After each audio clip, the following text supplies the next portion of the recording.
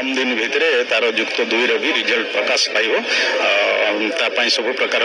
व्यवस्था प्रस्तुत होची आपण अल्प दिन भितर रिजल्ट भितर जानि पारिबो टेंटेटिव डेट ना हमर सब प्रस्तुत हो सारा पर कम दिन भितर पिला माने आमे वर्तमान एबे गणशिक्षा मंत्री नित्यानंद गंडकर मंतव्य देखुले एवं शुणिले मध्य से मध्य कहउचंती जे आउरी किछि समय लागिवो +2 रिजल्ट बाहर करिया पई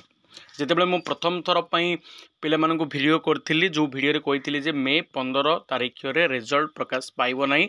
सेतेबेला पिला माने मते बहुत माने मात्रा रे गाली करथुले एवं कहउथले जे तुमु किछि जणा नाही मन इच्छा वीडियो करछो एपरि सेपरि तथापि मु पिला मानकु किछि कहि नथिली कारण एतर लेट होबार बहुत कारण अछि से कारण गुडी को मु डिटेल्स रे तुम मानकु कहिबी किंतु ता पूर्वरु समस्त को अनुरोध जे मन इच्छा न्यूज बा गुजब न्यूज बहुत चलची यूट्यूब रे बा न्यूज रे तेणु सेगुड़ा को फॉलो करंतु नहीं ऑथेंटिक न्यूज पाई हेले आम चैनल को निहाती सब्सक्राइब करंतु पाखर थिबा बेल आइकन को प्रेस कर दियंतु कारण जेतेबेले भी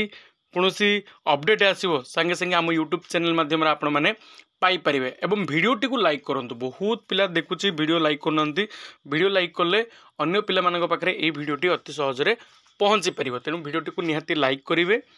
जदि आमे कथा हबा +2 रिजल्ट विषय रे ताकू मु डिटेल्स तुमको सूचना देबा पई चाहूची तमरो +2 एग्जामिनेशन स्टार्ट हेतिला फेब्रुआरी 18 रु तमरो मार्च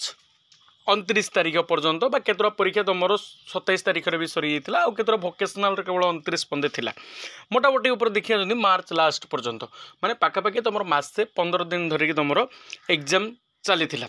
एवं तमरो जदि मूल्यांकन कथा देखिबा खाता मूल्यांकन जोटा कि वैल्यूएशन बोली कह जाए सेटा दुईटी पर्यायर कोन करथिला हायर गवर्नमेंट कोन करथिला एजुकेशन स्थिर करथिला गोटे होची एप्रिल 2 तारिख रु एप्रिल 14 तारिख बा पर्यंत गुजरात प्रथम फेज से किसी किसी सब्जेक्ट आमर वैल्यूएशन होता जमी फिजिक्स केमिस्ट्री ओडिया इंग्लिश एमती किसी किसी मैथ किसी सब्जेक्ट थिला जो कि वैल्यूएशन होता एवं सेकेंड फेज थिला किसी सब्जेक्ट वैल्यूएशन है जो सेकेंड फेजटा स्टार्ट होता आमर से 16 तारिख रु 28 तारिख पर्यंत आमर सेकेंड फेज कौन होता वैल्यूएशन चलता तेणु 28 माने आमर एप्रिल मास सरीवा पर्यंत आमर वैल्यूएशन जारी होता तेणु आम किपरि कहीदेवा जे 15 दिन विदिन 15 डेज भितर आमर रिजल्ट बाहरी पड़ो कारण रिजल्ट बाहरवाटा एत सहज कथा नुहे आम भावुचे गोटे दीटा पिलार रिजल्ट काढ़ाटा बहुत इजी किंतु टोटाल ए वर्ष ओडिशार arts commerce science vocational total पिला होचंती 3,92,612 जन माने मोटामोटी उपरे 3,93,000 पिला ए वर्ष आमर परीक्षा देइचंती तेले एते पिला गुड़ाकर वैल्यूएशन हवा ताकू सर्टिफिकेट तैयारी करिबा एवं मैट्रिक रे कहीं तुम इजी हुए जल्दी रिजल्ट प्रकाश करने कारण मैट्रिक रे कौन हुए आउ गोटे जिनस भी फरक अच्छी मैट्रिक रे तुम सर्टिफिकेट आ मार्कसीट अलग न थाए गोटे रे ही मार्कसीट आ गोटे रे ही सर्टिफिकेट थाए जो कि इजी हुए से प्रति वर्ष आमर मैट्रिक रिजल्ट जल्दी प्रकाश पाए जाए किंतु +2 रो जदि आम देखा +2 रो स्ट्रीम अलग सब्जेक्ट अलग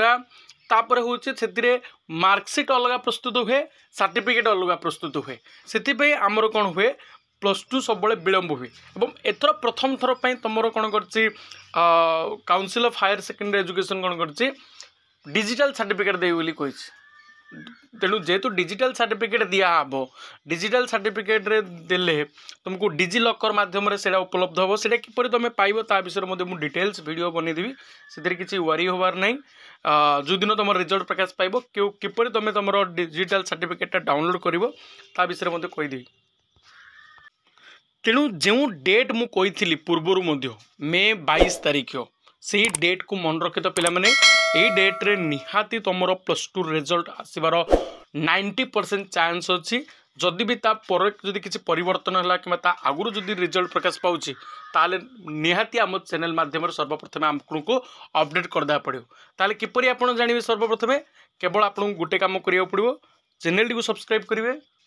बेल आइकन को प्रेस करेंगे जद्वारा कि वीडियो अपलोड होगा संगे संगे आपण मैंने सर्वप्रथम जानीपर और भिडियोटी को समस्त को शेयर करूँ पे आपंकर सांग मानक भिडियोटी शेयर करूँ जद्वारा कि से ऑथेंटिक न्यूज गुड़ाक पाइपर।